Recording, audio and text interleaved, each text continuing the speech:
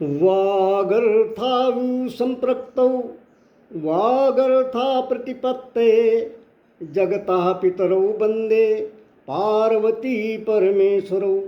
श्रद्धालु भक्तगण, सुखदेव महाराज राजा परीक्षित जी से कहते हैं कि हे राजन, मैत्रेय मुनि ने विदुर जी को बड़ा सुंदर उपदेश देकर यह बताया है कि इस संसार में सुख नाम की चीज़ है ही नहीं।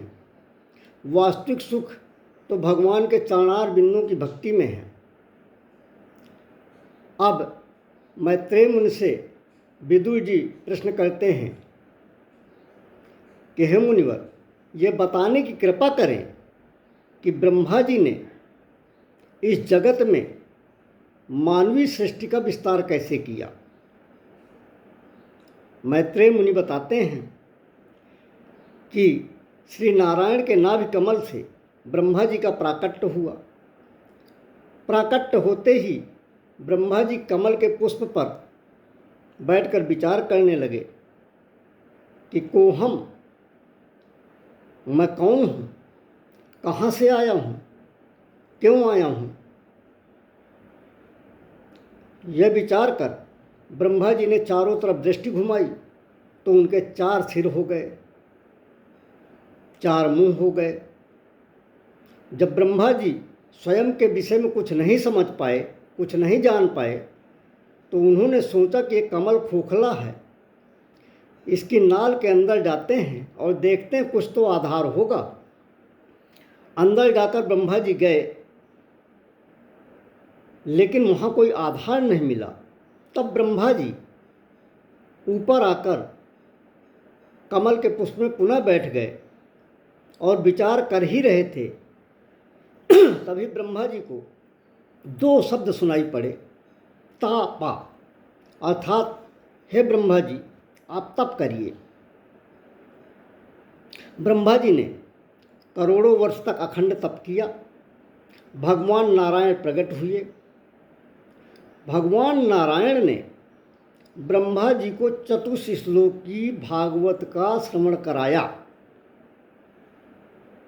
इस चतुश्लोकी भागवत के माध्यम से भगवान ने उनको तत्व का, संसार के तत्व का, माया के तत्व का और जिज्ञास तत्व का बोध कराते हुए आदेश दिया कि ब्रह्मा जी, अब आप सृष्टि का निर्माण करिए। और प्रभु अंतर्धान हो गए।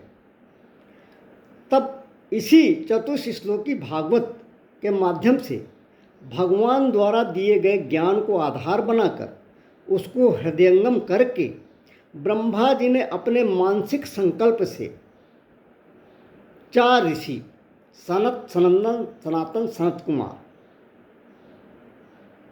इनको प्रकटित किया और इनको आदेश दिया कि आप लोग सृष्टि का निर्माण करिए। इन चारों ने स्पष्ट रूप से मना कर दिया। ब्रह्मा जी से कहा कि हे पिता, हमें माया के जाल में नहीं पड़ना, हमें सृष्टि निर्माण में कोई रुचि नहीं है। हमें तो भगवान के चरणों का चिंतन करना है, भगवान के चरणों की भक्ति करना है, सत्संग चर्चा करनी है। हमको तो माया के जंजाल से आप दूर ही रखिए, हमें विषय भोगों में नहीं पड़ना, हमें आप विरक्त ही रहने दीजिए। ब्रह्मा जी ने सोचा कि मेरे पुत्र होकर मेरी आज्ञा का उल्लंघन कर रहे हैं। तब ब्रह्मा जी ने उनसे कहा, इसको चाहे श्राप समझा जाए या वरदान समझा जाए, किंतु मेरी समझ में तो वरदान ही है। इन चारों ऋषियों सनक, सनंदन, सनातन, सनत कुमार से ब्रह्मा जी ने कहा कि जाओ, आप करोड़ों वर्ष के भी हो जाओगे तब भी 5 वर्ष के बालक से ही दिखोगे। और ब्रह्मा जी को अपनी आज्ञा के उल्लंघन से इतना क्रोध आया कि उनके क्रोध के कारण उनकी भ्रकुटी से साक्षात भगवान रुद्र का प्राकट्य हो गया, भगवान शंकर प्रकट हो गए भगवान रुद्र ने ब्रह्मा जी से पूछा, हे पिता आज्ञा कीजिए। ब्रह्मा जी बोले कि रुद्र, सृष्टि निर्माण में हमारा सहयोग कीजिए। जो आज्ञा कहकर रुद्र जी ने प्रेत, भूत, पिशाच, डाकनी, शाकनी, सांप, बिच्छू ये सब उत्पन्न कर दिए। ब्रह्मा जी ने जब देखा तो विचार किया कि इस सृष्टि में अभी मानव आया ही नहीं है और मानव के जीवन को नुकसान देने वाले, मानव को क्षति पहुंचाने वाले जीव और तत्व रुद्र ने पहले ही प्रकट कर दिए। ब्रह्मा जी ने रुद्र जी से कहा कि रुद्र, आप सृष्टि निर्माण की प्रक्रिया में सहयोग मत करो, सृष्टि निर्माण बंद कर दो। तो रुद्र भगवान बोले कि प्रभु तब मैं क्या करूं? उन्होंने कहा आप तपस्या करिए। तब रुद्र जी समाधि में लीन हो गए।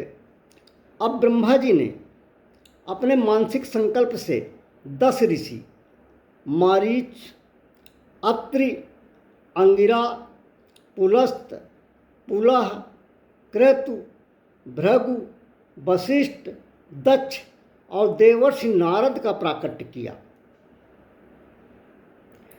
और अपनी वाणी के द्वारा ब्रह्मा जी ने एक अति सुंदर कन्या माता सरस्वती तथा अपनी छाया से कर्दम जी से प्रकट किया, कर्दम जी को प्रकट किया। जब ब्रह्मा जी ने इन सभी ऋषियों से कहा कि आप लोग सृष्टि का निर्माण कीजिए, तो इन सभी ने कहा कि पिताजी कुछ दिन का समय दीजिए, हम लोग आज्ञा का पालन करेंगे, किंतु पहले ईश्वर की आराधना कर लें, फिर हम सृष्टि निर्माण की प्रक्रिया में भाग लेंगे। और नारद जी ने विनम्रता से निवेदन किया कि भगवान, बाकी जो मेरे भ्राता हैं वो सृष्टि निर्माण की प्रक्रिया में भागीदार हो रहे हैं, इसलिए मुझे भगवत चरणों के चिंतन के लिए मुक्त करने की कृपा करें। इस प्रकार जब ये सब ऋषि तत्काल तैयार नहीं हुए सृष्टि निर्माण करने के लिए, तब ब्रह्मा जी ने अपनी बाईं भुजा से एक सुंदर कन्या और दाईं भुजा से एक सुंदर पुरुष को प्रकट किया, जिनके नाम स्वयंभू मन और शत्रुपा हैं। स्वयंभू अरु मनु शत्रुपा, स्वयंभू मनु अरु शत्रुपा, जिनते भई नर श्रेष्ठी अनुपा, दंपति धर्म आचरण का, अजहु गाव श्रुति जिन कैली काम। तो इस प्रकार ब्रह्मा जी ने मनु शतरूपा को प्रकटित किया और मनु शतरूपा ही हमारे प्रथम पूर्वज हैं। सभी मनुष्यों के प्रथम पूर्वज मनु शतरूपा हैं। हमारे प्रथम माता पिता पूज्य स्वयंभू मनु जी और माता शतरूपा जी हैं, किंतु जिनको लगता है कि हम पूज्य स्वयंभू मनु और पूज्या माता शतरूपा के वंशज नहीं हैं, उनके पुत्र नहीं हैं, तो फिर वो विचार करें कि वो कहाँ से उत्पन्न हो गए हैं, उनके दादा परदादा कहाँ से टपक गए हैं। आखिरकार इस सृष्टि में सर्वप्रथम एक पुरुष और एक स्त्री ही तो आए होंगे। जिससे इस अखिल सृष्टि के मानव उत्पन्न हुए होंगे। तो बहुत से लोग कहते हैं, कुछ लोगों पर मनवादी होने का आरोप लगाते हैं, लेकिन वो ये नहीं बता पाते कि मनु और शत्रुपा के अतिरिक्त और कौन सा विकल्प था जिससे वो और उनके दादा परदादा आकर इस सृष्टि में विचरण कर गए हैं, वो स्वयं विचरण कर रहे हैं। तो इसलिए हमारे विचार से मनु शत्रुपा प्रथम पुरुष और प्रथम नारी हैं, प्रथम माता पिता हैं, जिनकी हम सब संतानें हैं। इसलिए हमें अपने पूर्वजों पर प्रश्न चिन्ह उठाकर स्वयं को अपमानित नहीं करना चाहिए।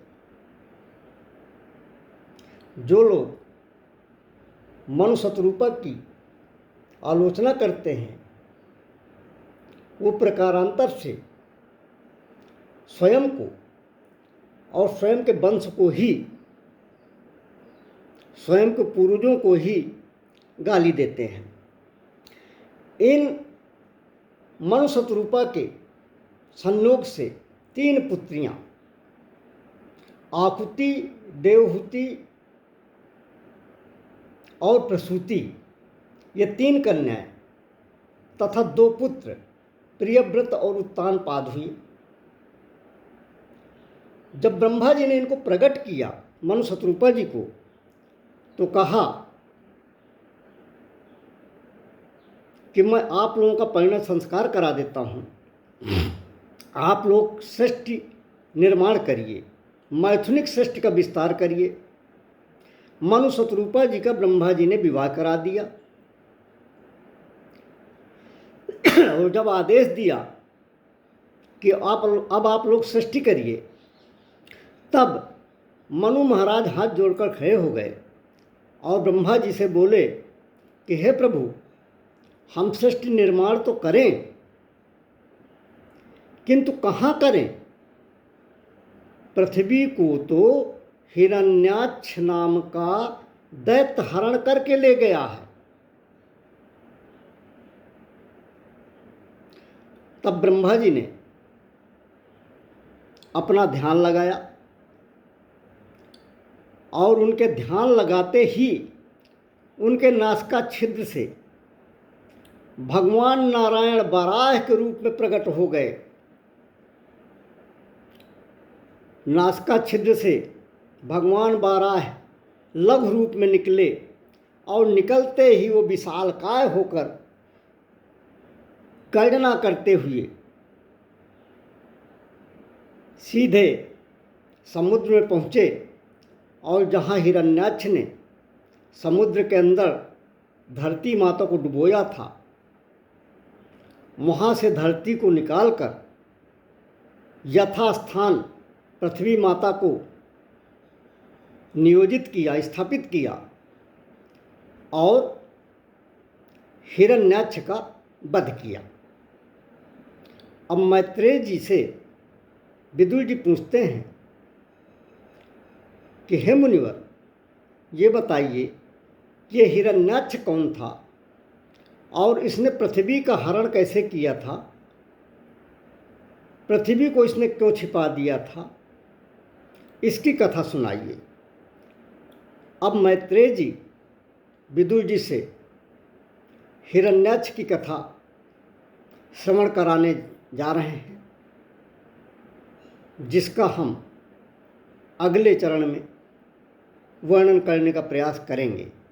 बोलिए श्री राधा रमण भगवान की जय। श्री राधा रानी की जय। कौशलेंद्र सरकार की जय। जगत जननी जानकी माता की जय। उमापति महादेव जी की जय। पवन सुत हनुमान जी की जय। सभी देवताओं की जय। सभी संतों की जय, अपने अपने गुरु महाराज की जय, अपने अपने माता पिता की जय, तुलसी माता, गंगा माता, धरती माता की जय, गौ माता की जय। धर्म की जय हो, अधर्म का नाश हो, प्राणियों में सद्भावना हो, विश्व का कल्याण हो, भारत माता की जय हो।